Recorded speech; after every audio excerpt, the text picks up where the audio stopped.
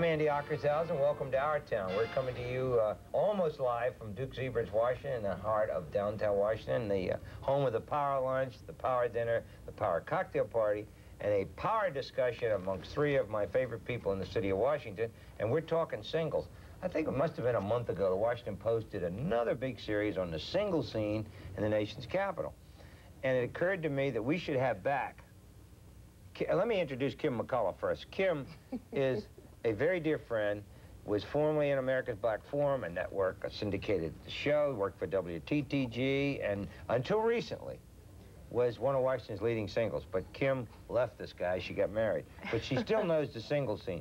But Kim, we did a program where we talked about what's happening in our town, the restaurant and nightclub business, and two of the more popular men about town, Michael O'Harro and Tommy Curtis. Absolutely. 25 years doing the single scene, 27 in his case, 25 in yours, Tom. But we won't tell their ages.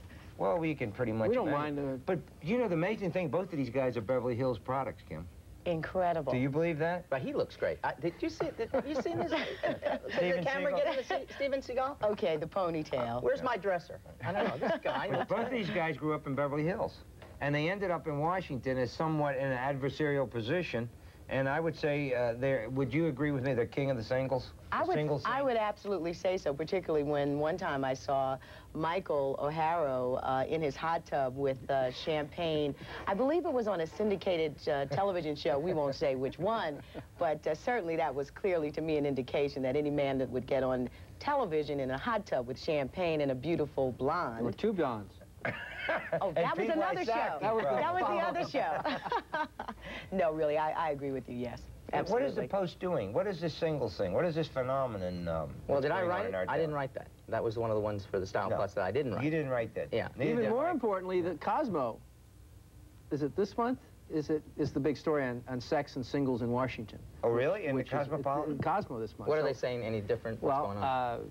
It talked about, that there wasn't a lot of, pretty much like our last little chat, that there's not a lot going on, but it's all behind closed doors now, especially on the Hill. And my comment was that nobody's morals have changed, only their lifestyle.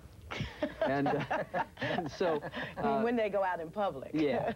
So I think it's got to make a comeback one of these days. Now, I have to say, about these kind of stories, I don't know, and you've been in production, Kim, the people who write them so often have not gone out themselves too much. They're the former assistant producer or the associate producer of some coffee clot show who never goes out herself, and she calls people and asks them, and who does she call? Other friends who don't go out, and they have no concept. I think there's plenty of action in Washington, and not only that, we were laughing about Michael and I, we take the gamut from 21 to 54. We basically, between the yacht club and Bethesda, you're and a little Champions. young with that 54 now, Tommy. Come on. No, I mean the people who go out. Because Champions. Being over 54, Tom. Do I look great for being over 54? Yeah. My age. No, I'd like to say, in terms of the Washington single scene, having just kind of gotten out of it because of getting married to a wonderful person. But I would say that Washington is probably one of the most sizzling cities for singles in this city. And we haven't brought up the gay single scene because we're, I assume, all straight individuals at this table. Well, however, that's another show, right? That's another show.